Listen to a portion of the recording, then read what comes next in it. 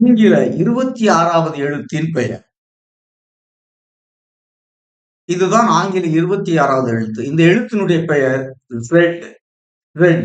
இதில் 3 ஒலிகள் இருக்கின்றன. இஸ் என்ற மெய்யொலி, அ என்ற உயிரொலி, இட் என்ற மெய்யொலி. 2 மெய்யொலிகளும் ஓர் உயிரொலியும் இருக்கின்றன. Z. Z. Example. Z for Z. Z for Z. Z. அந்த எழுத்தினுடைய பெயரைத்தான் அதற்கு எடுத்துக்காட்டாக கூற முடியும்.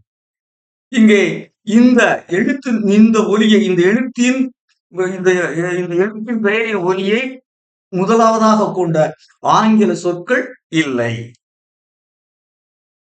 Z.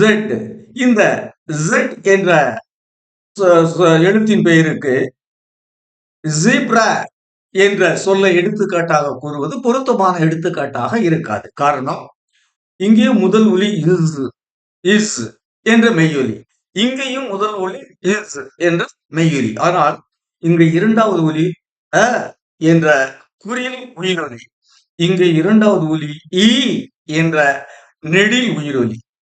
எனவே இ என்ற ஒலி அ என்ற ஒலிக்கு பொருத்தமான ஒலி அன்று. எனவே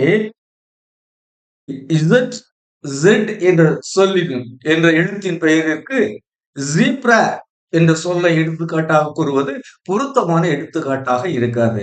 So Z for zebra is not an apt example.